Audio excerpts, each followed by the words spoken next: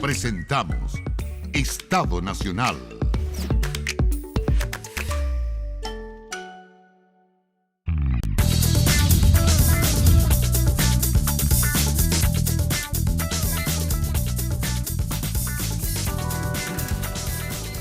¿Qué tal? ¿Cómo están ustedes? Muy buenas noches. Bienvenidos a Estado Nacional. Connie, buenas noches. ¿Qué tal, Matías? Muy buenas noches. Y estamos aquí de invitada en Estado Nacional con la ministra de Salud, Begoña Yarza. Ministra, un gusto tenerla aquí por primera vez en Estado Nacional. Lamentablemente con malas noticias, ¿cierto? La razón específica por la que la tenemos aquí es que llevamos 3 días sobre los 4.000 casos de contagios de COVID. Y bueno, partamos por saber cómo se está viendo hacia adelante. ¿A cuántos casos vamos a llegar en el pic de este brote, nuevo brote, rebrote? Bueno, primero agradecerles la invitación, así que para mí es un honor estar acá, Televisión Nacional, y decirles que nosotros cuando partimos, uno de los temas que quisimos instalar es esta forma de presentarse la pandemia. Es por ciclos, ¿cierto? Sí. Es por ciclos y entre 90 y 100 días aparecen los ciclos. Eso no solo ha sido en Chile, ¿eh? Uno mira lo que ha ocurrido en Reino Unido, en otros lados, ocurre cíclicamente. Bueno, estábamos en una etapa de baja circulación hasta que se quebró la tendencia. Y efectivamente la semana pasada, en comparación con la anterior, tenemos un porcentaje más o menos de 38% Claro. más de casos. Ahora, ¿a cuánto vamos a llegar? Mira, se han equivocado todos los expertos en eso. Uno prefiere ir avanzando poco a poco con las predicciones, ¿no? Más que hacer una predicción global. Pero tal vez le podemos preguntar, ¿podríamos llegar al peor escenario, ese que nos lleva a enero, febrero específicamente, cuando superábamos los 30.000 casos diarios? ¿Podríamos volver a eso? Mira, no es un escenario descartable porque el Omicron que nos acompaña ahora, que es el BA2, ¿cierto? Que es una subvariante del Omicron BA1 que tuvimos en esa oportunidad, es 7 veces más contagioso. ¿Y qué le dicen sus departamentos de estadísticos? Porque si miramos el R, ¿no es cierto?, que es este factor de reproducción, yo estuve mirando la curva hacia atrás histórica y estamos más o menos como el 6 de febrero, con 1,27. Cada persona que está contagiada está contagiando a 1,27 personas más. La curva entonces va a ir subiendo. ¿Qué le dicen las estadísticas o sus departamentos estadísticos respecto de la proyección? ¿Hasta dónde vamos a llegar y cuándo va a ser el pic de este ciclo? El jefe de departamento de epidemiología yo creo que me tiene prohibido que yo vaya a decir una cosa como esa. Porque lo que nosotros decimos y lo que queremos decirle a las personas es que en ese escenario, en el escenario que señalaba Connie, que podría ser similar al que tuvimos como pique el 14 de febrero, ¿se acuerdan? Ese 14 de febrero, con casi 40.000 casos. Si llegásemos a ese escenario, lo que yo le debo decir a las personas, y es así, es que estamos preparados. Esa es la gracia. O sea que efectivamente estamos con un Omicron más contagioso, estamos ascendiendo en los casos, pudiésemos tener ese escenario, pero la gracia es estar preparados para ese escenario. Estaríamos preparados en cuanto a respuesta del sistema de salud, pero también es que si llegamos a 30.000 casos, son casos menos graves que en el pico anterior, o sea, con menos personas que necesitarían asistencia de una UCI, por ejemplo. No, yo diría que lo que ocurre habitualmente es que en esos volúmenes de casos positivos, ciertamente aparecen un porcentaje, aunque la letalidad aparece en el papel de 1,3, en fin, pero con ese volumen nos encontramos con un aumento de casos de hospitalización y de casos graves. Y es por eso que tenemos que estar preparados para ese escenario. Ministra, y si llegáramos a ese escenario, por ejemplo, ¿está descartado volver a las cuarentenas como las conocimos durante el peor momento de la pandemia? Bueno, nosotros señalamos que hay 3 escenarios que son los más probables, ¿cierto? La etapa verde, la amarilla y la roja. Sí. Y cuando nos planteamos fuera de esas 3 etapas del paso a paso, decimos hay un escenario poco probable. Y ese escenario poco probable es que apareciera una variante de preocupación, como le llamamos por la Organización Mundial de la Salud, que no responda a las vacunas Y no es el un caso escenario, y no es el caso de esta para variante. nada.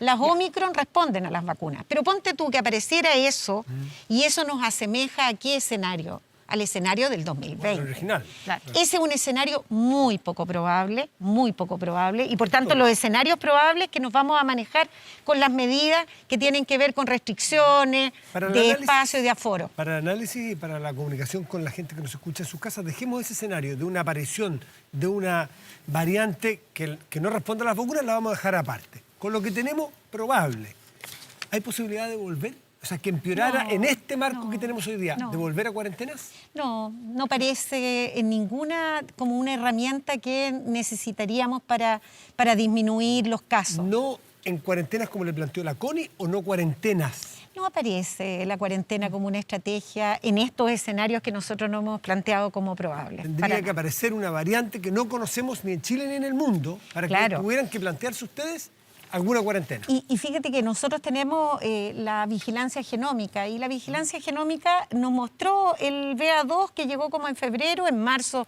ya teníamos harta circulación, en abril era el que más circulaba. Y eso lo pudimos pesquisar por la capacidad que tenemos de vigilar. Ministra, la ex subsecretaria de Salud, Paula Daza, dijo hoy en una entrevista, ayer en realidad, en una entrevista en el diario La Tercera, que, cito sus palabras, se sabía que venía un aumento de casos y no hubo suficiente comunicación sobre la importancia de la vacunación.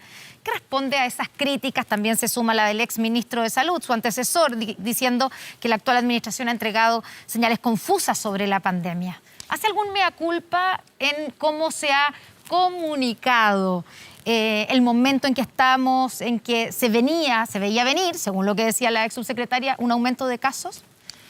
Bueno, yo aprovecho la pregunta para decir que para nosotros la comunicación de riesgo es bien importante.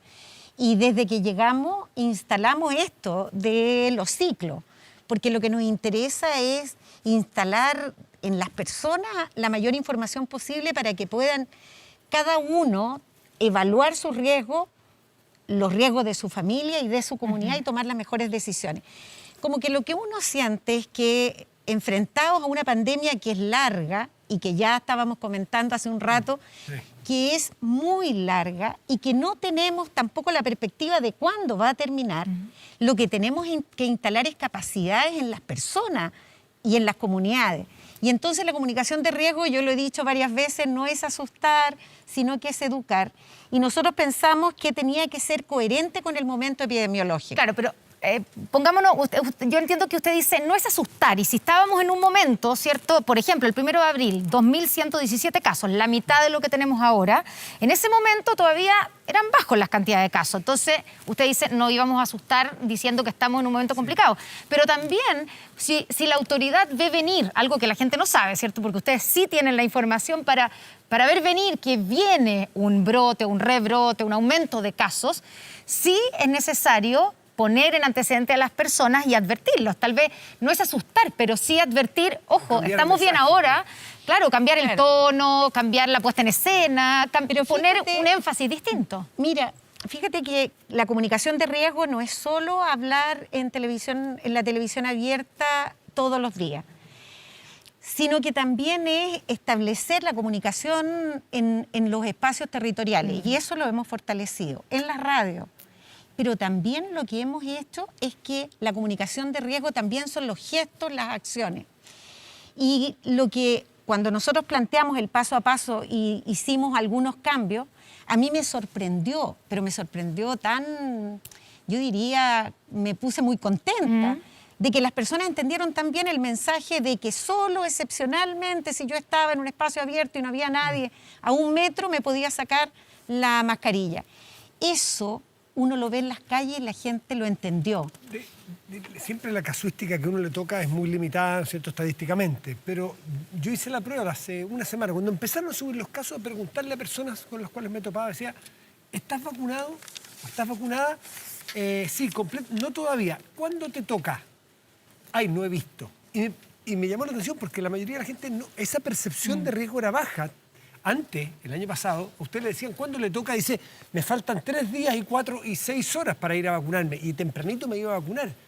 Y la gente no tenía muy claro, uy, parece que ya me toca. Pero fíjate, ahí había una fíjate situación. que uno dice, uno es la percepción ¿Coincide eso? individual. ¿Usted No, percibieron eso? Lo que yo he percibido que la gente entendió. Y del punto de vista de la vacunación, yo cuando miraba unos datos que Oxford sacaba ahora en mayo con respecto a la vacunación en los países, Inglaterra, Estados Unidos, todos van cayendo en vacunación. Adivinen quién no. Nosotros. Somos los únicos que no caemos en vacunación y empezamos a aumentar. Cuando todo el mundo iba cayendo, y estoy hablando de nosotros ¿Cuándo es eso? abril, mayo. Ya, pero hoy día la información de hoy de vacunación, digamos, de la cuarta dosis, pensando en la cuarta dosis de refuerzo, primero, hay casi 1 millón de personas que todavía no se pone la tercera, ¿cierto? 900.000, por eso digo casi 1 millón. 903.000.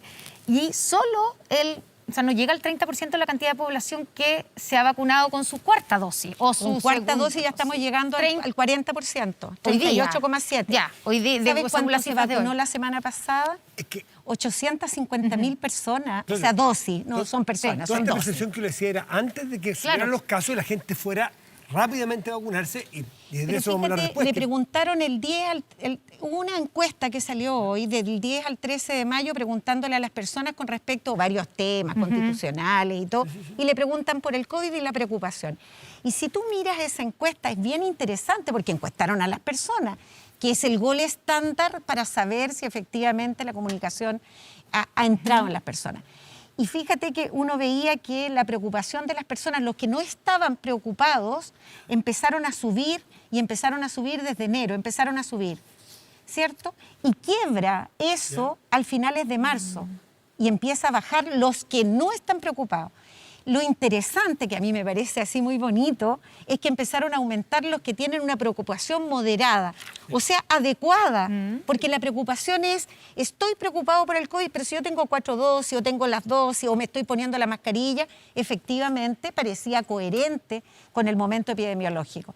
Al final, entre los moderadamente preocupados y los altamente preocupados, hacían un 75% de los encuestados. Entonces, lo que yo digo es que siempre es bueno seguir mejorando. Y el espíritu de la doctora Daza, cuando decía yo constructivamente quiero aportar, bienvenida. Bienvenida, y nosotros tenemos a la doctora Valenzuela en nuestro equipo de expertos. Bienvenida a la doctora Daza. Yo he trabajado con ella en otras circunstancias. Bienvenida. O sea, si ella quiere aportar, las puertas están abiertas como las están para la doctora Valenzuela. Pero más allá de, digamos, de la doctora Daza o de la doctora Valenzuela, el fondo de la crítica que se plantea, o del planteamiento, más que la crítica, yo quiero preguntarle si recoge algo de eso, que en el fondo, mientras se liberaba, porque eso fue hace un mes, se liberaba el uso de la mascarilla en algunos espacios abiertos, lugares abiertos, no fue suficientemente fuerte el llamado a la importancia de la vacunación, sino que se hizo una cosa y que en términos de señales, claro, nos relajamos.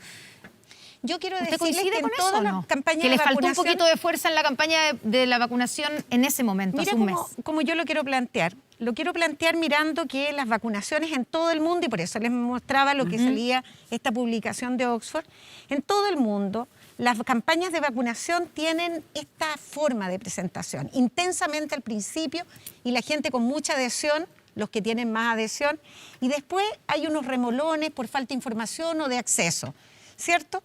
Eso en todo el mundo y en todas las campañas de vacunación son. Entonces, cuando yo les digo que lo que a mí me gustaría instalar es cómo yo verifico que efectivamente el tema de la vacunación está funcionando, es esto que yo les contaba, que nosotros sí rompimos esta tendencia que tienen el resto de los países. Ahora, yo también pienso que cada día tenemos que mejorarla. ¿Y qué estamos haciendo? Fíjate que las personas, por ejemplo, hay un grupo que a mí me preocupa, que es el de 3 a 5 años, porque las mamás y los papás de niños de 3 a 5 años tenemos como un 56% de la población vacunada. Así como en los adultos la tercera dosis está en 93,68%, en estos pequeñines no. Entonces uno dice, ¿por qué estos niños y niñas, los papás? Entonces yo creo que allí no son antivacunas, no lo son. Y lo que tienen es los sustos de un papá o una mamá que quiere tener mayor evidencia. Dirá, vacuna de emergencia, mi niño es pequeñito. Entonces, lo que estamos tratando de hacer... ¿Qué se le dice a sus padres que tienen, con razón, digamos, ciertas inseguridades? Claro, y ahí la comunicación con ellos tiene que ser específica. No sirve, las vacunas son seguras, no sirve decir la pandemia continúa, es decirle, los niños de 3 a 5 sí tienen riesgo. Y tienen riesgo de tener un síndrome de respuesta inflamatoria sistémica. O sea que vacunarlos con una vacuna segura como la que nosotros estamos dando, que tiene muy pocos eventos asociados probablemente a la vacuna, esa conversación hay que hacerla específica. Entonces, lo que yo recojo después de este camino de 2 meses, intenso, pero 2 meses, es que siempre es posible ir apuntando a poblaciones específicas. ¿Pero a usted no le preocupa que la 4ª dosis esté ralentizada? Es que con 850.000 vacunas, dosis puestas en una semana, es que no está ralentizada. O sea, la última semana aceleró. ¿Sabes que viene acelerando desde abril? Ya. Desde abril viene con 180.000 diarias, viene con muy buena... Bueno, este 850.000 no lo veíamos desde diciembre del año pasado. Entonces la pregunta es, si viene afortunadamente creciendo, ¿no es cierto?, el ritmo de vacunación, ¿vamos a tener vacunas? Y hablemos un segundito de qué vacunas vamos a tener, cuál es la seguridad, cuáles son los stocks, cómo están los contratos hacia adelante, por favor, ministra. Aseguradísimo, los contratos hacia adelante. Yo hice un punto de prensa ahí cuando nos llegó 1.700.000 de Moderna. Todas las semanas nos llegan alrededor de 350.000, Pfizer, Sinovac igual, los contratos están. Bueno, ahora ¿Se han hecho tenemos nuevos contratos? nuevos contratos. Usted, digamos, nuevos como ministra de contratos, Salud, le ha tocado hacer nuevos contratos. Pero además está la buena noticia de Sinovac instalado. Sí. Y por tanto es una tremenda noticia que en estas últimas semanas de tener producción. A fin de año. Sí, pero Sí, es... claro, O sea que la capacidad de tener autonomía, de tener oportunidad en las vacunas va a ser total. Y acuérdense que también levantamos la propuesta con la Universidad de Chile también de una plataforma para traer otras empresas a producir vacunas. ¿Y hasta Así cuándo tenemos asegurado el stock de vacunas hoy día?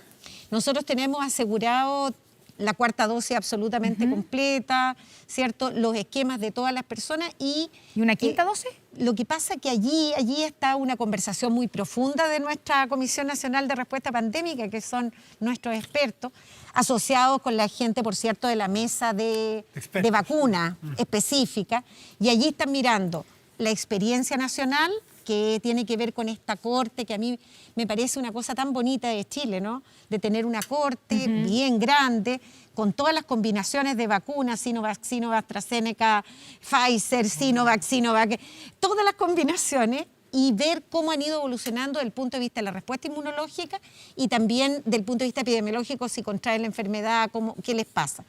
Y esa es la mirada que ellos están haciendo, mirando esos datos, más los datos internacionales, y ellos nos van a hacer una recomendación, yo creo que en las próximas semanas. Están muy abocados a responder esa pregunta. Antes de ir a la 5ª dosis, quiero preguntarle por uno de los anuncios que se hizo en las últimas semanas, ¿cierto? Para promover la vacunación era, por ejemplo, aumentar los horarios en la semana de los vacunatorios y aumentar los lugares durante el fin de semana. Yo ayer fui a 4 lugares distintos. Y ¿Por segundo fin de semana? Sí, he ido varias veces porque básicamente solo puedo ir los sábados. Pero bueno, fui a 4 comunas distintas y me tocaron 2 lugares que estaban cerrados. Uno de ellos decía que supuestamente debía estar abierto, pero estaba cerrado. Y 2 lugares donde se habían acabado las vacunas a las 11:30 de la mañana. Con filas eternas, digamos. Entonces, la pregunta es, ¿no hay suficiente vacuna o no está contemplado la cantidad de gente? Porque era evidente que este fin de semana iba a haber toda la gente que está asustada y que y porque además se nos va a congelar el pase de movilidad a los que no tenemos la 4ª dosis al día. Entonces, obviamente, eso hace que todos los porfiados y todos los que no estamos al día nos tengamos que acercar a vacunar, pues. Entonces, y eso es positivo, pero ¿por qué se acaban las vacunas? Porque... Mira, el mecanismo de logística y de distribución está bien armado, y como ya llevamos un tiempo, eso está bien armado. Lo que pasa es que las predicciones, viste que tienes que hacer una predicción de cuántas vacunas entrega, y yo creo que lo que pasó esta semana pasada, que en algunos lugares debe haber sobrepasado... ¿Es por las cadenas de frío? ¿Es por las cadenas de frío? Claro. Entonces, yo lo que creo que una vez 850.000 vacunas, esta semana la distribución va a ser en ese estándar. Ahora, yo quiero hacerle así de verdad a las comunas, a los trabajadores de la salud de las comunas, a los alcaldes, porque muchos han instalado al pedido nuestro apertura sábado, domingo, o sea que en ese sentido, la atención primaria es de verdad un lujo, ¿ah? Los centros de vacunación es un lujo. Entonces, tenemos vacunas, están bien los ritmos, Hay más de- las disponibilidades en las comunas se va a adecuar al ritmo que tenemos. Yo creo a un temita antes de pasar a lo constitucional y los marcos legales, en fin. En PCR también estuve mirando cifras y hoy día estamos, o sea, se llegó a 100.000 PCR diarios y hoy día estamos en 37.000. ¿Qué explica esa decisión? Ahora, hay 38, 36, ahí vamos, cercanos a 40.000, pero además hay que sumar los antígenos, Sí. que son 18.000, 19.000. En general, hemos estado estos días 60.000. Los test también guardan relación con la circulación del virus. En la medida que circula más el virus, más test se hacen. Pero si tú miras en el informe, la búsqueda activa de casos, vale decir, no es que yo me sentía mal y Sí, el toqué la VAC. puerta. El VAC, el 41% de los positivos era por VAC. Y eso significa que estamos saliendo a buscarlo. Y yo creo que hay que seguir en esa Ya, trayectoria pero no de hay salir una a buscar. decisión explícita No, por alguna la condición capacidad. técnica de que no es O necesario porque es ser- tan contagiosa que tal vez no vale la pena estar testeando. No. Ya. Y además debo decir a la población que si alguien tiene los síntomas, por favor acuda. O sea, en eso, porque cuando tú vas, y ahora tenemos una respuesta bien rápida en los resultados, ¿cierto? Y entonces tú con ese resultado o con la sospecha te aíslas y eso hace que efectivamente, sobre todo la población de riesgo, uno vive con poblaciones de riesgo, Sí. convive, por tanto el aislarse es una gran medida. Ministra, solo para terminar con el tema de la vacunación, ¿llegaremos a una vacuna por año como hoy tenemos la influenza? Y también le quiero preguntar si usted algo dijo, pero para que quede bien clarito, que Omicron 2 hay quienes sostienen, que es la variante dominante, ¿cierto?, que es buena engañando la vacuna. No le engañas, no, muy buena respuesta. Muy buena respuesta a la vacuna, no, para Ya. nada. Ya. Para nada, Ya. para nada. ¿Y vamos a llegar a una vacuna por año? Ah, esperemos, sí. O sea, lo que uno cree que va a ocurrir es que cuando se vuelva endémica, lo más probable es que tenga ciclos estacionales y será como nuestra influenza, que nos vacunamos todos los años. Ministra, ya sabemos que tenemos borrador de Constitución, faltan procesos y luego falta un plebiscito, pero en definitiva, ¿cómo ve usted este derecho a la salud consagrado en el borrador hasta ahora con los planes que tiene el gobierno para la salud hacia adelante? Y le quiero plantear directamente, por ejemplo, con esta preeminencia de pese a que se permite lo público y lo privado, pero de lo público, ¿qué pasará con la salud privada, con las personas que están hoy día, por ejemplo, en las ISAPRES? ¿Se termina eso? Bueno, primero decir que yo soy muy respetuosa de la constituyente y soy funcionaria del Estado y estoy en mi condición de ministra, así que quiero ser como bien respetuosa. Ahora, del programa de gobierno, puedo decir que nosotros sí pensamos en un sistema universal de salud y lo planteamos en el programa y que nosotros pensamos que lo que habilita para hacer ese sistema universal de salud es tener un fondo solidario, un fondo mancomunado. ¿Todos los 7%? Todos ahí. A un fondo. A un fondo, además con los fondos del Estado. Y ese fondo, ¿cierto?, le da la fortaleza a este sistema universal para generar esto que hace rato que andamos todos. Yo no sé, comisión Bachelet. Hay bastante transversalidad respecto de eso. Sí, Ya. Bachelet 2, la comisión donde estaba Camilo Cid, o los estudios de la Universidad de Chile, de la Escuela de Salud Pública, lo mismo del Colegio Médico. O sea que hay un pensamiento de la sociedad chilena también, de las personas. La OMS lleva como 10 años hablando de salud universal. O sea que pareciera que este es un lugar común, una forma de resolver los problemas de desigualdad. Ahora, o sea que en eso estamos. Claro, la pregunta es si son la minoría, la verdad, de personas hoy día están ISAPRE, ¿cierto? Son 15 millones de personas más o menos que se atienden en el sistema público, en FONASA. Y esas 3 millones de personas que están en ISAPRES, entiendo que bajo este sistema van a pasar al sistema público, ¿cierto? A FONASA, o sea, van a quedar todas las personas... Al Fondo Universal. Sí, al Fondo Universal. Sí, digo FONASA es lo que hoy conocemos como FONASA, pero ese Fondo Universal. La pregunta es, ese sistema público hoy día, FONASA, ¿tiene problemas profundos para responder a los problemas de salud de la gente? Con listas de espera importantes. 2 millones de personas en listas de espera. Con falta de especialistas, ¿cierto? Con gente que muere esperando una consulta de especialista. Y entonces la pregunta es, ¿cómo va a poder ese sistema público absorber esos otros 3 millones de personas si ya con lo que tiene no tiene una respuesta adecuada a las personas. Bueno, primero ¿No será aumentar el problema? yo digo que lo primero es decir que el fondo es la parte financiera. Sí. Y eso no se refiere a los prestadores. Lo que nosotros aprendimos en pandemia, y es un aprendizaje también de un gran sentido común, es que la integración de prestadores públicos y privados fue una excelente respuesta, ¿cierto? Llegamos a tener más de 4.000 camas de intensivo, o sea que esa integración pareciera que todos estamos de acuerdo. Entonces, cuando hablamos del Fondo Universal, hablamos de la parte financiera y la cobertura financiera. Pero eso no habla de los prestadores. Los prestadores son otra cosa. Y los prestadores públicos y los prestadores privados, ¿cierto? Con reglas públicas, nosotros no tenemos ningún problema. O sea que... ¿Qué significa eso? ¿Que van a fijar precios, por ejemplo, para la atención en seguridad, en salud privada, en las clínicas? Mira, lo que yo creo que cuando nosotros invitemos a los prestadores privados a integrarse al sistema universal y hacer una integración de los prestadores, las reglas públicas no solo son lo financiero, sino que también son las reglas de priorización, los protocolos. Si uno no se lo imagina, es imaginarse las garantías explícitas. Yo siento que las personas, cada vez que golpean la puerta del ministerio, en estos 2 meses, grupos de personas con problemas de salud, lo que me piden es que su problema de salud pase al GES, porque sienten que eso los protege. 85 patologías hoy. Claro, cobertura financiera, oportunidad, en fin, calidad de la atención. Entonces, lo que uno se imagina es que los prestadores que ingresen al FUS, al sistema universal, y que reciban financiamiento del FUS, tendrán que tener reglas públicas de relación con el sistema. Por lo tanto, no se terminan las clínicas privadas, como algunos quisieron decir en algún momento. Por Además, lo tanto, en regiones casi no hay clínicas privadas. Ustedes saben que este es un problema bien de Santiago y de las grandes ciudades. Pero en regiones, que el sistema Aysén, Magallanes, yo también pienso en aquellos prestadores que son más pequeños. Estos centros médicos, en fin, que yo creo que van a estar felices de integrarse al sistema. Ministra Yarza, las personas que hoy día están en ISAPRE, esas 3 millones de personas, muchas ponen más que el 7%. Ese delta, las personas van a poder ponerlo en un seguro privado para poder tener prestaciones distintas. Nosotros siempre hemos dicho que ¿Va a poder haber lucro? El tema de las ISAPRES como seguro se comportaban no como parte del sistema de previsión social, ¿cierto?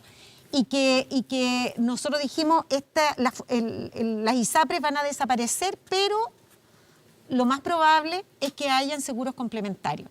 Y allí los seguros complementarios se comportarán como los seguros, como el seguro del auto, en fin, como seguro, que no es parte del sistema de protección social. Operará el mercado ahí. Operará el mercado.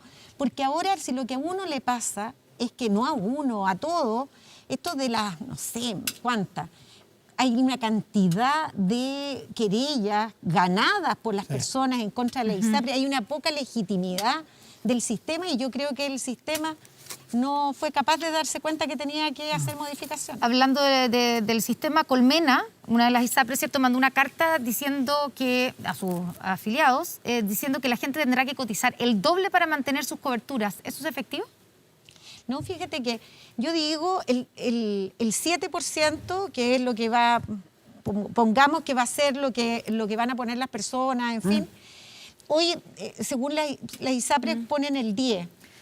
Y yo mirando, hay como un 15% de ese 10 que se va en administración, se van las ganancias netas. Todo eso en el sistema, en el FUS, no va a estar. O sea, en los sistemas universales de salud, el gasto en administración y esas cosas es del 1%. En Chile es del 1,4%. O sea que lo que yo digo es que del 10 que están pasando hay un porcentaje, el 15 y fracción, que no va para ello, que va para otras cosas. Ministra, solo para terminar, usted habló de las garantías GES. Hay 10.500 garantías GES vencidas en cáncer a marzo de este año. Oh, sí. ¿Y eso cómo se hace? Eso es solo cáncer. ¿Solo cáncer? No, mire, no. Es por eso, mira, ahora me aprovecho de la pregunta, porque yo creo que hay 3 cosas para decir de esto.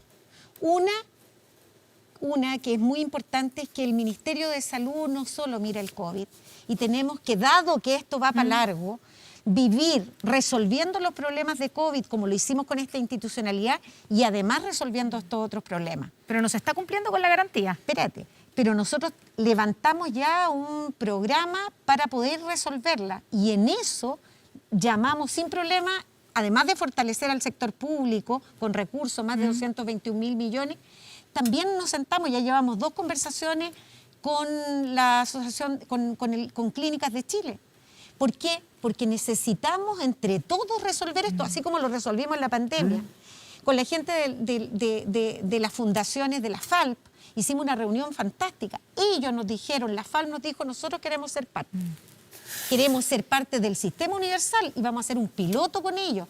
O sea, lo que quiero decirle, que todas las cosas que tengamos que hacer para resolver ese problema. ¿Y qué va a hacer con el 1.700.000 personas que están esperando una consulta con un También. especialista de... ¿Qué plazo Si se da les, para eso? si les queda tiempo, les cuento la estrategia.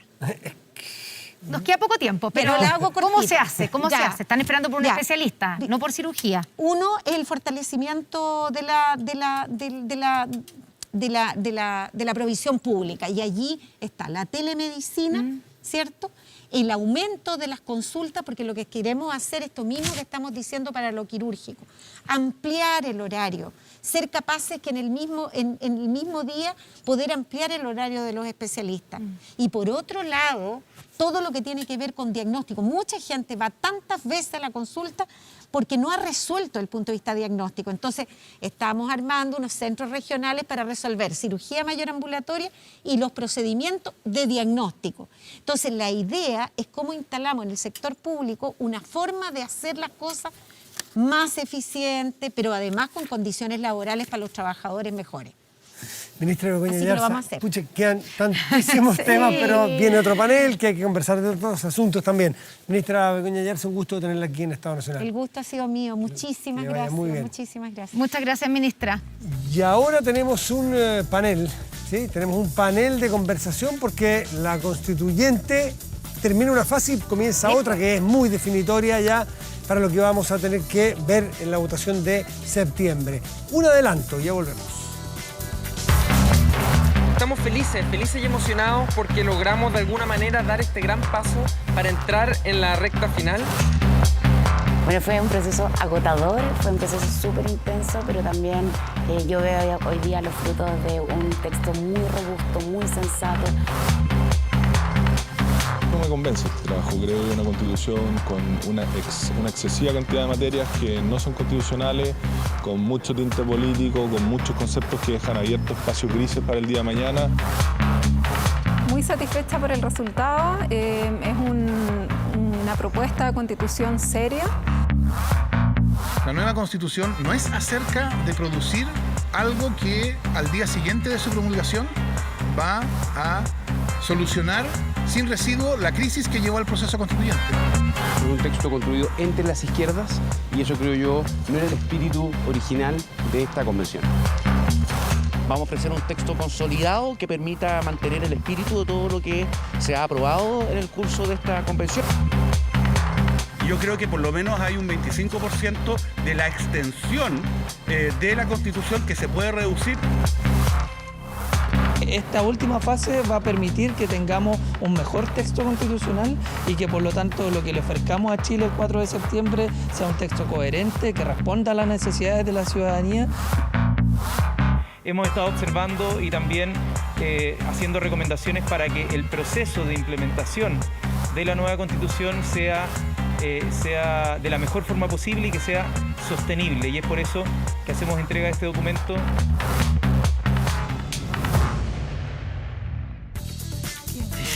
Y ya estamos con nuestros panelistas sentados aquí para analizar este proceso que termina y lo que viene. Vamos a presentarlos. A este lado, Constanza Juve, de Vamos por Chile. Constanza, bienvenida. Muchas gracias. A este otro lado, Alondra Carrillo, de Movimientos Sociales Constituyentes. Bienvenida, gracias por estar aquí en Estado Nacional. Fuad Chaín, del colectivo Del Apruebo, por ese lado. Y Fernando Atria, del Frente Amplio. Bienvenidos los cuatro. Buenas noches. Bueno, la convención cumple con esto uno de sus últimos hitos, ¿cierto? Luego de 10 meses se termina el primer texto que llega a las 499 normas permanentes. Todavía falta el proceso de armonización, ¿cierto? Y las medidas transitorias. Pero quiero preguntarles, el borrador que tenemos hasta hoy, ¿cumple con la misión de resolver las desigualdades de nuestro país? Recordemos que este proceso, ¿cierto?, es la salida que se propuso para el estallido social. ¿Constanza? No, de mi perspectiva creo que esta es una constitución que claramente es maximalista. Podrían haber aprobado el último artículo para quedar en 500, así, pero es una constitución que pone en el centro al Estado, que empodera al Estado y que no empodera al ciudadano, que no empodera a las personas. Desde mi perspectiva es una constitución que no viene a responder a las demandas sociales porque finalmente se viene a constituir como una constitución indigenista, una constitución separatista, una constitución desigual, donde el Estado es el que está en el centro y no las personas, y finalmente también no cumple con ciertas garantías democráticas, y es importante ser muy claras con las personas en términos de decir que independiente de lo que pase en normas transitorias, este es el texto, esto es lo que está, y las normas transitorias finalmente no van a arreglar nada. ¿Alondra? ¿Cumple la misión? Yo creo que si la misión era darnos una constitución democrática que pueda garantizar los derechos sociales por los que hemos peleado todos estos años en la calle, la mayoría de las personas. Contener las principales transformaciones impulsadas desde el feminismo, reconocer a los pueblos originarios como parte de nuestro país y de nuestra comunidad democrática y abrir camino a un proceso de desmontar el Estado neoliberal que fue instalado y administrado durante las últimas décadas y dar garantías para un Estado social y democrático de derechos. Ese trabajo está cumplido, eso es lo que está contenido en el borrador del texto constitucional y esas son las transformaciones que este proyecto le va a proponer a nuestro país. Fuad, ¿coincides con eso? Señores, tiene una gran noticia que cambia un paradigma, Estado social de derecho. Creo que eso es muy importante porque tenemos un Estado que va a jugar un rol más importante en poder garantizar derechos sociales. Y yo creo que teníamos un Estado ausente en aquello. Indudablemente que esa es una de las grandes promesas de este proceso constituyente y creo que eso se aborda. Ahora, tenemos riesgos, tenemos dificultades, por cierto, tenemos problemas de certeza jurídica, creo que de alguna manera hay un afán refundacional, se quiso cambiar todo, incluso aquellas cosas que funcionaban bien, y por lo tanto eso va a ser más compleja la implementación y por lo mismo creo que lo que haga la Comisión de Normas Transitorias es muy importante, es muy relevante. Pero no va a poder cambiar las normas. No, pero sí lo que va a generar es una implementación con la gradualidad que permita que esto no genere una crisis institucional. Creo que tiene complejos, por ejemplo, en materia de seguridad. Yo creo que, sobre todo cuando es una de las principales amenazas que tiene nuestro país y, por lo tanto, obviamente que tiene buenas noticias, pero también tiene luces de alarma, de preocupación que indudablemente uno tiene que ir ponderando, pero de todas maneras tiene una noticia relevante que el cambio de paradigma de un Estado subsidiario a un Estado social y democrático de derecho. Fernando, ¿coincides en que es una buena noticia, tiene luces, pero también tiene sombras? Bueno, evidentemente, no todas las votaciones en el Pleno sobre las normas las gané. O sea, no todas las normas que se aprobaron son las normas por las cuales yo voté, algunas normas en contra de las cuales yo voté se aprobaron, porque eso es parte natural de lo que ocurre. Entonces yo tengo observaciones respecto de una norma o de otra que yo habría preferido que fuera de una manera. Pero yo creo que eso, que es parte de lo que hay que hacer de aquí al 4 de septiembre, la explicación de cuáles son las normas, qué significa lo que se aprobó, etcétera, yo creo que tiene que ser mirado con una perspectiva un poco más larga. Pero cuando tú preguntas si fue exitoso esto, si cumplió la misión.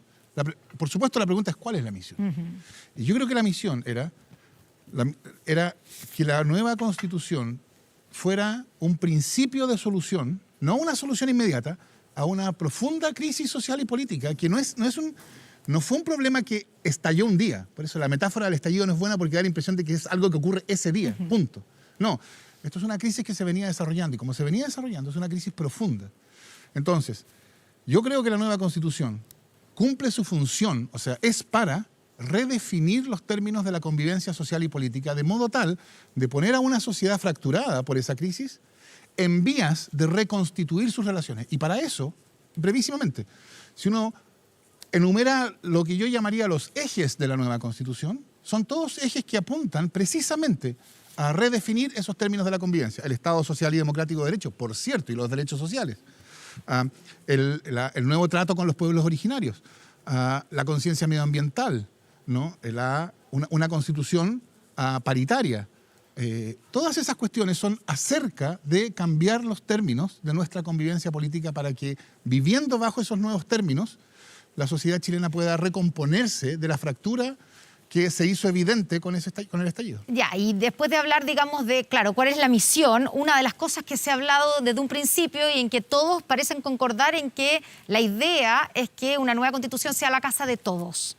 Esta constitución o este borrador que tenemos, ¿es la casa de todos o es la casa de algunos? Constanza. Bueno, lo he dicho en otras oportunidades, yo creo que las constituciones nacen, ¿cierto? Bueno, para limitar el poder, para resguardar derechos fundamentales, pero también para buscar los puntos de unión de los países, ¿cierto? Tomar los puntos que nos unen y dejarlo en la Constitución. Desde mi perspectiva, lo que ha hecho la Convención Constitucional, su trabajo, es básicamente lo contrario, es tomar todo lo que nos divide, todo lo que nos enfrenta y dejarlo establecido en la Constitución. De hecho, una muestra clara de eso me parece que es como esta portada que le pusieron al borrador de Constitución, donde aparece como Chile repartido o separado en varias partes. Yo creo que eso es finalmente una lógica más bien separatista, tanto en lo territorial, con las autonomías territoriales indígenas, con autogobierno, con sus propios tribunales, como también desde un punto de vista institucional. O sea, la lógica de esto fue desmembrar la institucionalidad como la conocemos, no dejar lo bueno, sino que tratar de cambiar absolutamente todo, independiente que no hubiera argumentos detrás de eso. Y un ejemplo claro, desde mi perspectiva, por ejemplo, en materia institucional, es la eliminación del Senado, que se eliminó sin ningún tipo de argumento y se reemplazó por esta Cámara decorativa como es la Cámara de las Regiones. Fuad, ¿tú coincides en algo en ese aspecto de que esto divide más que une? Yo creo que la Convención dejó pasar la oportunidad de darnos una Constitución que realmente nos una, de dejar atrás una que nos divide y tener una que nos permita construir un horizonte compartido. Yo creo que eso efectivamente no ocurrió, y no ocurrió porque el proceso fue bastante excluyente. Yo eso lo quiero señalar y se impone más o menos una visión que yo creo que efectivamente nos va a permitir tener probablemente un país más igualitario, pero también probablemente más pobre, y con menos capacidad del Estado para poder responder a algunas amenazas tan complejas como la que estamos viendo hoy día, que es la de la violencia. Yo creo que ahí hubo complejo para poder tener una institucionalidad de defensa de las víctimas. No se quiso nunca constitucionalizar los derechos de las víctimas, pero sí están las de los privados de libertad, por ejemplo, ciertos riesgos de captura política del Ministerio Público con los mecanismos para nombrar el fiscal nacional, donde lo propone el presidente y lo nombra la mayoría del Congreso de los Diputados, o de los fiscales regionales, donde las asambleas regionales políticas van a proponer la terna sin participación de la Corte de Apelaciones para que se nombren los fiscales regionales. Entonces, yo creo que ahí hay riesgos importantes. Ahora, dejamos pasar esta oportunidad para poder construir una constitución que realmente sea inclusiva. Por cierto, hay elementos importantes que uno comparte y que le parece que son buenas noticias, varias de las que enumeró Fernando, pero no es una constitución donde realmente una enorme mayoría de los chilenos se sienta reflejado. A mí me hubiese encantado tener una constitución que ojalá sea aprobada, no si es aprobada no por el 50,1 o el 51, sino que con un 60 o 70% para que tenga una base de legitimidad y también de estabilidad en el tiempo muy importante. Yo creo que esa oportunidad se dejó pasar. ¿Alondra? No, a mí me sorprende que Fuad Chaín sepa por qué porcentaje se va a aprobar la nueva Constitución. Pero más allá de eso, desde mi punto de vista, hay algo que remarcar. La verdad es que la expresión "la casa de todos" es una expresión que siempre me ha generado muchas preguntas. No entiendo bien de dónde surge esta idea que se repite una y otra vez, y cuál es su contenido, ¿no? Porque la repetimos muchas veces o la escuchamos repetirse en la prensa. Tiene que ver con que una mayoría o la totalidad se sienta representado nunca puede ser. Es imposible representar a la totalidad de un país. Eso es literalmente totalitario, ¿no? Esperar que se represente a la totalidad. Lo que se representa es una mayoría. Las normas que llegaron al borrador de nueva Constitución, todas, fueron aprobadas por al menos 2/3. Pero en su amplia mayoría fueron aprobadas por muchísimo más, por alrededor del 79% de las y los integrantes del órgano constituyente. Entonces, desde mi punto de vista, yo entiendo que haya sectores que especialmente tienen mucha tribuna mediática y tienen mucha participación y mucha voz, mucha que no tiene la gran mayoría del país, que quizás no se sienten representados, que son capaces de decir que se les está imponiendo una constitución tal y como la de Pinochet. O sea, una cuestión incomprensible desde mi punto de vista. Yo creo que la tarea ahora es dar a conocer el trabajo de la constituyente para poder saber realmente qué es lo que piensa la gente de este producto, que es el nuevo orden constitucional que les vamos a ofrecer. Y al menos desde mi punto de vista, las condiciones en las que eso se desarrolló fueron condiciones profundamente democráticas. En lo que queda finalmente contenido en el borrador de texto constitucional es aquello que fue capaz de hacer sentido a una supermayoría de un órgano constituyente especialmente mandatado con esta tarea y que cumplió en el plazo establecido con esta propuesta. Tendrá que decir nuestro país si es que lo aprueba o lo rechaza, si es por 50 o es por 60 o es por 70, no lo sabemos. Eso no lo podemos decir de antemano. Es la tarea que tenemos ahora, saber realmente si esto va a ser acogido y apropiado por las amplias mayorías de este país, y yo confío en que va a ser así. Fernando, ¿tú coincides con Alondra y qué le respondes a lo que dice Fuad de que se perdió aquí una oportunidad para hacer una constitución que una al país? O sea, yo me preguntaría, ¿qué es una constitución que une al país? ¿Es una constitución que une al país una que es aclamada por el 85% de las personas? Yo creo que eso es irreal. Es irreal en el contexto en el que se da este proceso constituyente.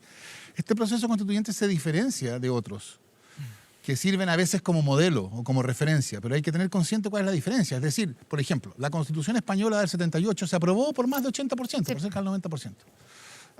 Ese era un proceso constituyente que se producía a la salida de una dictadura y en una sociedad esperanzada por la democracia que venía. Esa no es nuestra situación.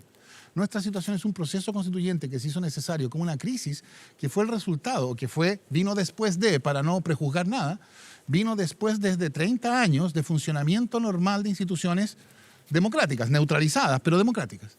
Y entonces el contexto es completamente distinto.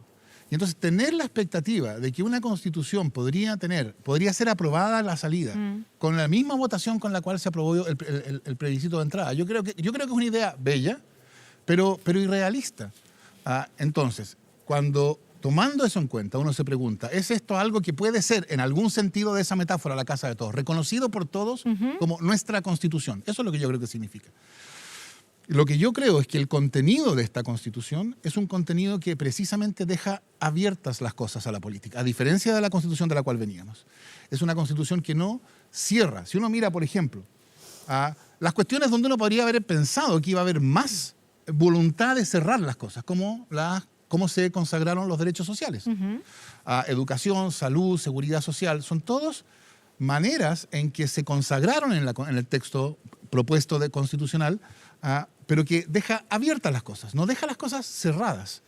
Y entonces, en la medida en que lo que configura es una política institucional y unos principios que están abiertos a la política democrática y que dejan espacio para esa política, yo creo que configura una constitución que no antes del 4 de septiembre, porque por supuesto para el 4 de septiembre van a haber quienes van a estar haciendo campaña para el rechazo, entonces van a insistir que esto es maximalista, que no es de todos, que es una pasada de máquina, que es una imposición, en ese lenguaje curioso que se usa hoy día, no antes del 4 de septiembre, pero después del 4 de septiembre. Una vez que esto empiece a operar y que la institucionalidad que constituye se vea como una institucionalidad que no prejuzga las cosas en contra de algunos, yo creo que va a poder ser reconocida como una constitución nuestra por todos. Decías, Fernando, hace un momento que tú y todos, me imagino, no ganaron todas las normativas propuestas, ¿cierto? No ganaron en todas las votaciones. ¿En qué fue lo que más cedieron o tuvieron que ceder cada uno de ustedes? Constanza. No, nosotros no tuvimos que ceder nada, no aprobaron nada. De hecho, presentamos creo que cerca como un cuarto de la iniciativa y no se aprobó ninguna.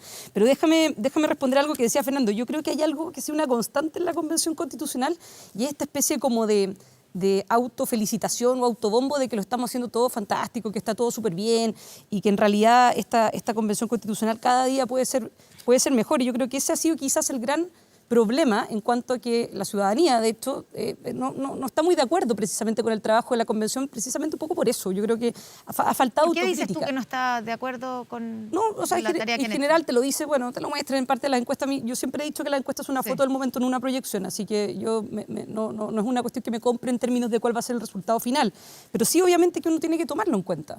Y no me parece correcto, ¿cierto?, el hecho de que no haya ningún tipo de autocrítica en cuanto al trabajo de la Convención Constitucional. Y yo creo que si hubiera hecho la autocrítica en algún minuto, quizás las cosas habrían sido distintas. Pero el gran tema pasa porque una cosa es lo que se dice, yo escucho a Fernando y digo, no sé bien qué texto está leyendo. Porque la verdad es de que yo, todo lo contrario, yo leo este texto y lo único que veo es una sola manera de ver las cosas. O sea, institución estatal, por ejemplo, en salud. Uno ve que es un sistema público de salud. El sistema de seguridad social, un solo sistema. En tema de educación, un solo sistema. Y de hecho se establece hoy día, con un 55% de la matrícula de colegios particulares subvencionados, claro, van a haber particulares subvencionados, sí, pero se tienen que sujetar a los principios de educación que está en la Constitución. Entonces la lógica, ¿verdad?, de la línea editorial que tiene evidentemente los colegios y su misión, por supuesto que se va a ver coartada. O sea, si uno mira hoy día la Constitución, este proyecto borrador, este ejemplo, ¿cierto?, que se ha sacado en la Convención Constitucional, uno mira que en realidad las opciones son bastante limitadas. O sea, por el contrario, o sea, en ningún caso, digamos, esto es una especie como de gran apertura donde se deja abierto para la política. Es una cuestión bastante distinta. Alondra no está de acuerdo. Y Fernando tampoco, hay que decirlo, pero... No, o sea, es que primero porque hay cosas que dice Constanza que son directamente falsas, ¿no? ¿Cuál? O sea, A ver. no hay porque un único normalmente cuando no están de acuerdo de con algo dicen que es mentira y en realidad público. es bastante distinto. No hay un único sistema de educación que es público. Lo que hay es un sistema nacional de educación, que es, por supuesto, uno, porque es un sistema. Gracias. En el que participan, me da la razón, dentro del cual existe un sistema nacional de educación pública, ¿cierto?, que articula las instituciones estatales. Esa diferencia hay que establecerla. Lo que se genera de manera transversal es efectivamente un marco que es, desde mi punto de vista, abierto. Establece, entre otras cosas, cuestiones básicas. Cuestiones, por ejemplo, como la organización democrática de los establecimientos. Cuestiones como un orden curricular general que pueda ser propuesto por el Estado para la adecuación y desarrollo por parte de las comunidades educativas con sus propios proyectos. El tipo de orientaciones generales que se establecen son acuerdos de un marco común construido democráticamente por una instancia que tenía el propósito de hacerlo. Por ejemplo, en salud. Tampoco tenemos un único sistema estatal de salud. Lo que tenemos es un sistema integrado. Estuvo aquí la ministra, lo habló largamente, pero ya no tenemos un sistema dual. Es decir, un sistema de salud para ricos y un sistema de salud para pobres, para la amplia mayoría de la población. Tenemos un marco general que ofrece garantías de derechos fundamentales que son universales. Y yo entiendo que haya sectores para los cuales sea difícil ver eso. Me llama mucho la atención la metáfora que ocupaba Connie, porque decía, veamos la portada del borrador. Decía, son puros fragmentos repartidos. Es curioso cómo hay sectores que no pueden ver que en nuestra diferencia logramos construir algo común. Esos trazos que logran remarcar la diferencia que nos constituye, de todas maneras muestran algo que se comprende en la portada del borrador, ¿no? Es la bandera de nuestro país. Alguien que solo se detiene en los fragmentos no es capaz de verlo.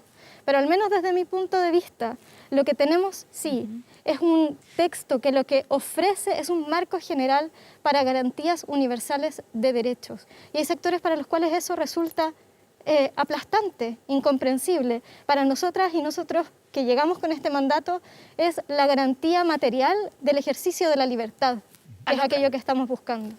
Sí. A ver, dos cosas. Yo creo que aquí también había una gran esperanza. O sea, casi el 80% votamos apruebo.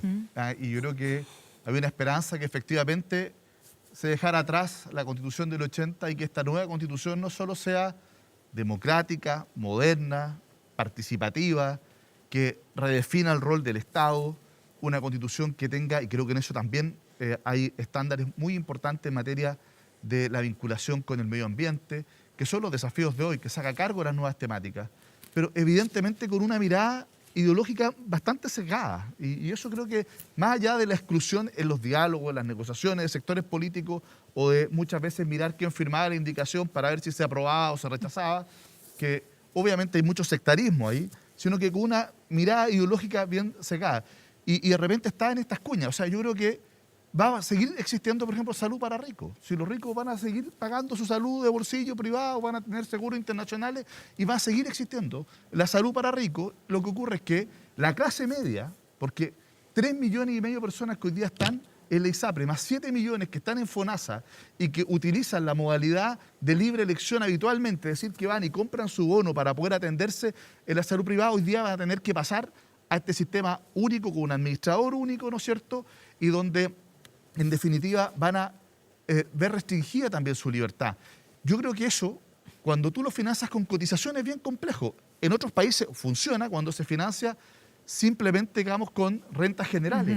Y yo creo que tenemos que avanzar hacia eso, pero si no tenemos una salud pública fuerte, con mucho más financiamiento, y lo conversábamos con Alondra, con una implementación gradual que permita hacer esos cambios en la salud pública para responder a esta demanda, lo que va a ocurrir es que vamos a aumentar las listas de espera, que esa clase media, ¿no es cierto?, que hoy día compraba su bono estando en FONASA o en ISAPRE, va a pasar a la lista de espera del sistema público y los ricos van a seguir atendiéndose, pagándose la salud de primera en su bolsillo o con seguro internacional o con seguros acá. Yo creo que eso es lo que no queremos y por eso es que es muy importante que estos cambios, y por eso que no es menor lo que pasa en transitoria, nos permitan tener al sistema público preparado, para que no solo tengamos un sistema igualitario, sino que un buen sistema, que no nivelemos para abajo, sino que efectivamente que garanticemos calidad, oportunidad, dignidad para todos. Y eso requiere procesos más largos, porque no por poner una norma en la Constitución se va a resolver el problema. Fernando, agrego lo que yo les había preguntado, que es ¿dónde tuvieron que ceder más? ¿Dónde, además de que... Pero me gustaría por supuesto, sí, terciar en esta conversación, porque yo creo que el ejemplo que pone es un buen ejemplo. La Constitución, el proyecto de Constitución, no dispone que habrá un sistema único estatal financiado con cotizaciones. Habrá un sistema público en el cual podrán participar entidades privadas, que podrá, es decir, abrir posibilidades, podrá financiarse con cotizaciones o no. Lo que sí dice, esas cotizaciones son cotizaciones que van a funcionar, que si hay cotizaciones van a ser cotizaciones que financien el sistema. O sea, ya sea administrada por el Estado, al 100%. O sea, cotizaciones para financiar empresas privadas, cotizaciones obligatorias por ley para financiar empresas privadas, no. Para financiar pero la salud. Empresas privadas del tema respectivo, no. Pero que puede haber cotizaciones, que puede haber participación de entidades privadas, etcétera. Todo eso está abierto, no está decidido. Puede que sí, puede que no. ¿Por qué? ¿De qué depende eso? Bueno, de decisiones de organización e implementación que no están tomadas en la Constitución. Pero ahora, queda abierta la posibilidad, por ejemplo, para que las clínicas privadas sigan prestando... O sea, es explícito el artículo sobre salud que admite la posibilidad, o sea, que declara que es posible que prestadores privados se integren a este sistema de salud. Claro, pero la cotización de todos va a ir a un mismo fondo. Las cotizaciones que son pagos obligatorios... Ya no. Las cotizaciones que son pagos obligatorios por ley financian un sistema de todos, un sistema público. Sí, claro, pero ahora, hoy día se puede elegir. Claro, hay hoy día quienes hay pueden empresas elegir. privadas que son financiadas por cotizaciones obligatorias por ley. O sea, el Estado, mediante la ley y mediante los descuentos respectivos, tiene las oficinas de cobranza de algunas entidades, empresas privadas. Eso no es compatible, pero todo lo demás es parte de lo que queda abierto. Ahora, no me extraña que se hagan todo tipo de prognosis catastrofista. O sea, yo leía a Constanza decir, cuando se aprobó algún artículo, muerta QEPD, la agricultura. Después, QEPD, la propiedad. O sea, todo se está muriendo con esto. Nosotros en la convención tuvimos que votar todo tipo de ideas. Tuvimos que votar iniciativas que llamaban a la disolución inmediata de todos los poderes estatales, ¿no? Y también tuvimos que votar prácticamente cada inciso de la Constitución de 1980 que fue propuesta como el texto de la nueva Constitución. Por supuesto, esas posturas extremas quedaron fuera de la discusión. Y supongo yo que quienes presentaban esta iniciativa sobre disolución inmediata de todos los poderes estatales dirán que quedamos excluidos de la conversación, y quienes presentaban el texto de la Constitución de 1980 como indicaciones para el texto de la nueva Constitución también quedaron, se autoexcluyen. No entran, deciden no entrar a la conversación. Y entonces, en vez de decidir entrar a la conversación, lo que hacen, se quedan afuera criticando, ¿no? Y usando todo este tipo de términos. Una constitución indigenista, una constitución separatista, una constitución totalitaria, que no ayudan, creo yo, en lo que viene, a que las personas entiendan qué es lo que está. Yo les diría a las personas, vayan y lean qué es lo que dice sobre educación. Cuando se discutió sobre la ley de inclusión también se dijo, se muere la educación particular subvencionada. Y no se murió ni mucho menos. Pero Fernando, ¿Juan tiene un punto? No, pero muy claro. O sea, yo quiero preguntarle a Fernando, porque creo que de lo que no se hace cargo es que hoy día incluso con el administrador público, con FONASA. Hay 7 millones de personas que habitualmente utilizan la libre elección. La redacción del artículo no va a permitir efectivamente que exista la libre elección en FONASA. Esa es la clase media, con un administrador público hoy día.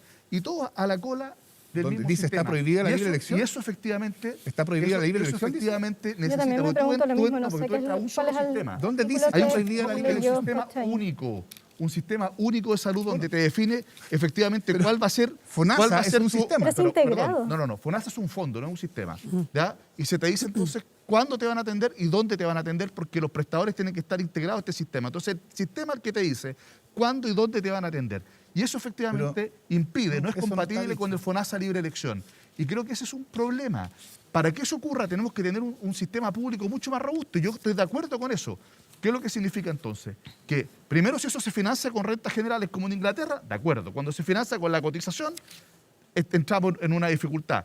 Y hoy día, efectivamente, la mayor parte hoy día el gasto en salud es 1/3 cotización, 1/3 aporte del Estado y 1/3 gasto de bolsillo. Y por lo tanto, significa una inyección gigantesca si se quiere dejar de financiar con cotizaciones al sistema público de salud. Eso tiene que hacerse con gradualidad, con tiempo y hacerse bien. Y por eso que las normas transitorias son muy importantes. Si tú lo vas a hacer en 2 años o en 3 años, lo que va a tener es más listas de espera y la gente marchaba por tener menos listas de espera y no más listas de espera. Constanza, ¿tú querías decir algo? Que nos tenemos que ir a la pausa, pero... No, o sea, muy breve. Lo que pasa es punto. de que a mí, bueno, siempre me ha llamado la atención esta idea de que cuando se acaban los argumentos, entonces empiezan como la lógica, así como la constitución de Pinochet, no sé qué, los del rechazo. Mira, nosotros creo que hemos tratado de hacer un esfuerzo precisamente para empezar a hablar del futuro, una constitución de futuro en una constitución de pasado. Y la realidad es de que este producto de la Convención Constitucional es una constitución de pasado, con ideas trasnochadas que ya están completas y totalmente probadas de que no funcionan.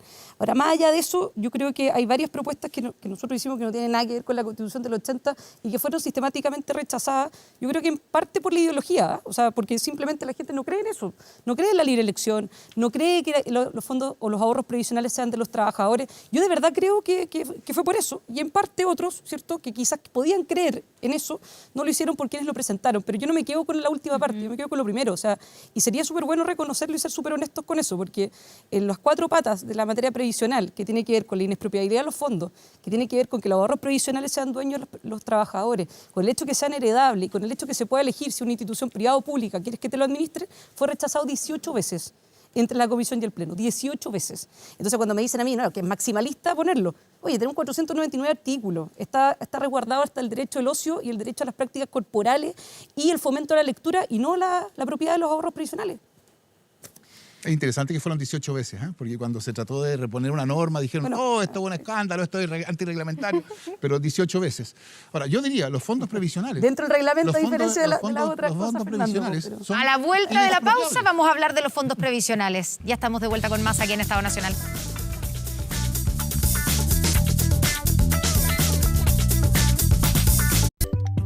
Ya volvemos con Estado Nacional. Estás viendo Estado Nacional.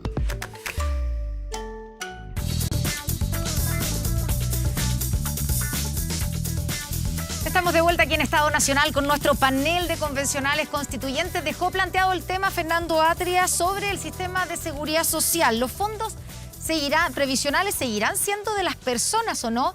Y lo planteo así porque si uno mira los estudios y las encuestas, el rechazo empezó a subir coincidentemente después de esa portada de la última noticia donde Bernardo Fontaine aparecía diciendo que los fondos dejaban de ser de las personas.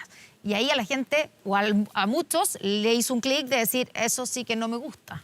¿Cómo va a quedar? ¿Qué va a poder ocurrir y qué no con los fondos? ¿Quedan asegurados como propiedad de los trabajadores y de las personas, Alondra? O sea, yo lo primero que me pregunto es en qué momento llegamos a que el debate sobre la seguridad social se dedique a esa discusión sobre la propiedad de los fondos que algunas personas aún tienen en sus cotizaciones Desde el momento que se quiere porque, cambiar el sistema y que pasa por terminar con la capitalización individual. Sorprendentemente no hemos estado hablando de los sistemas, de qué características tienen. Lo que sí Pero sí hay un cambio en el sistema de seguridad social. Lo que sí podemos saber es que el sistema de capitalización individual nos ha llevado a un punto de crisis radical en materia de pensiones y que eso es largamente sentido por la población, que desde el 2016 salió a la calle muy masivamente, precisamente por la crisis del sistema de capitalización individual.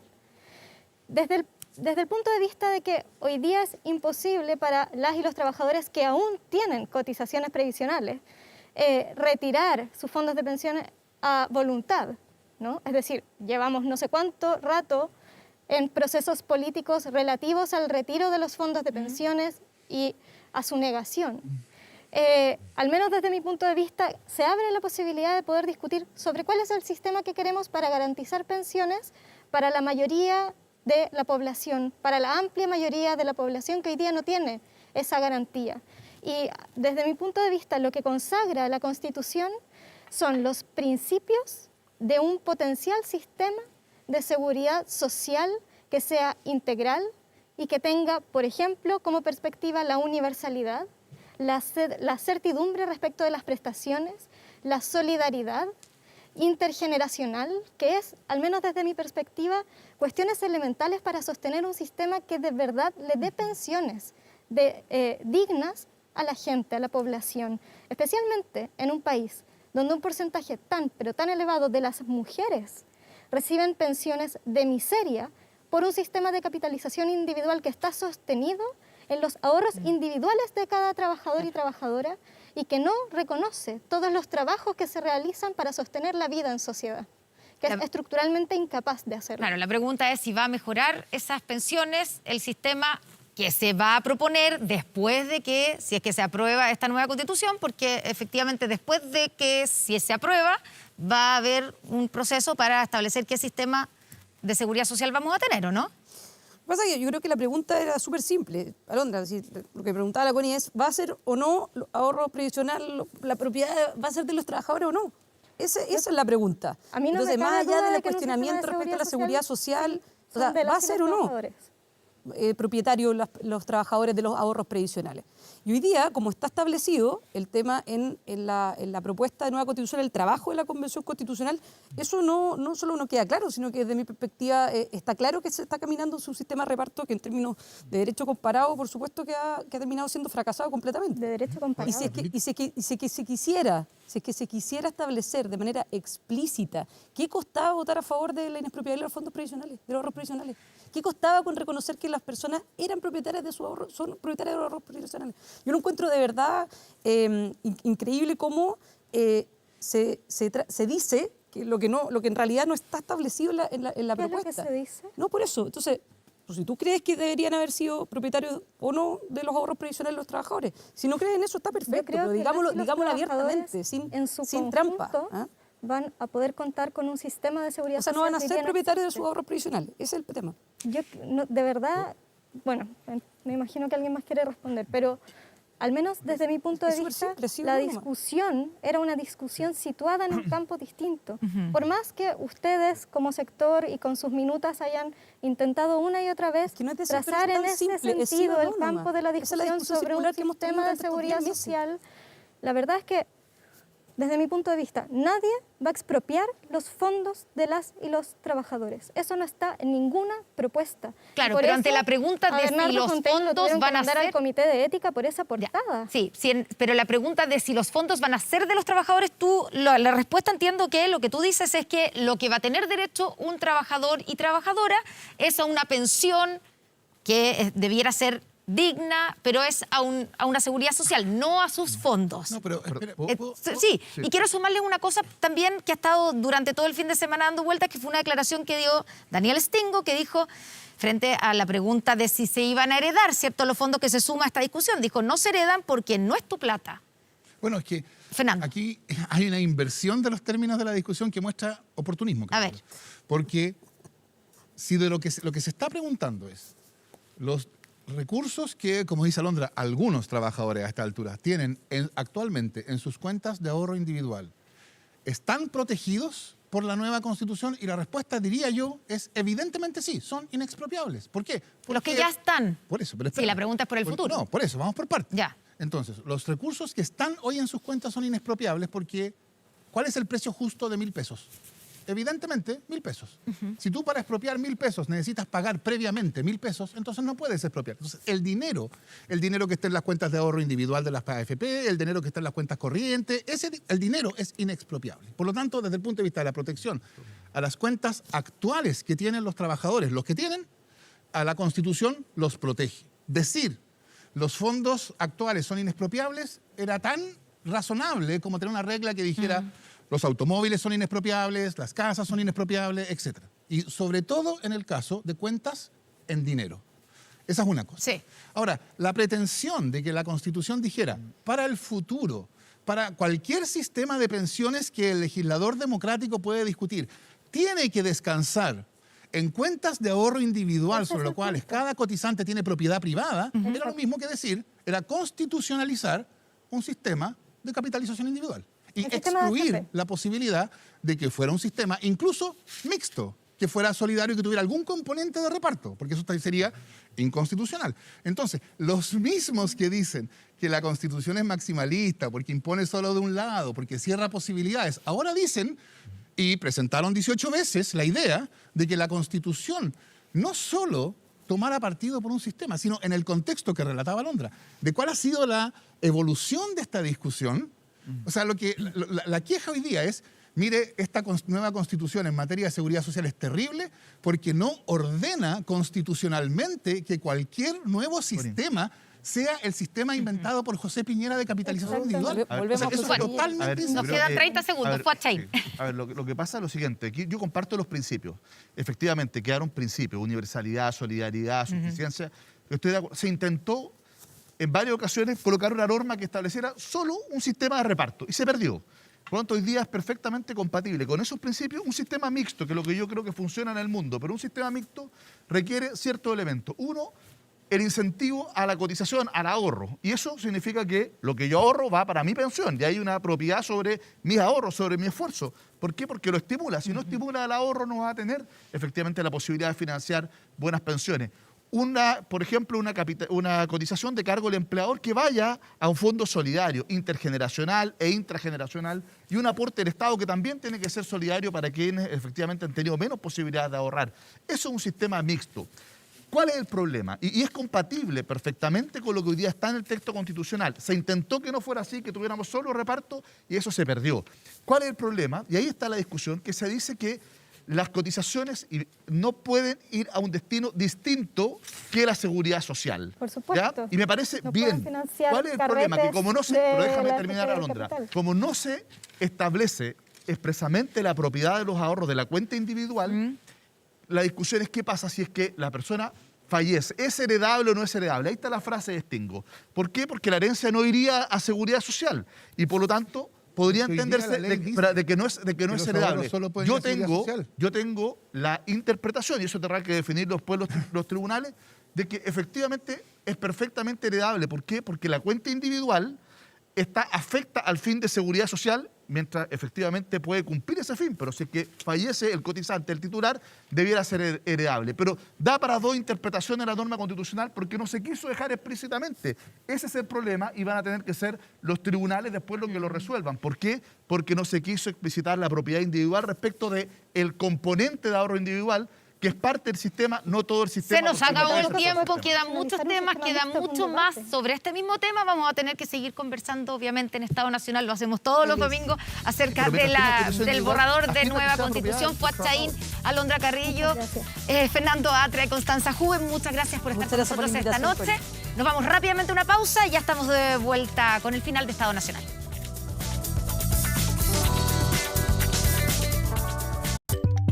Ya volvemos con Estado Nacional. Estás viendo Estado Nacional.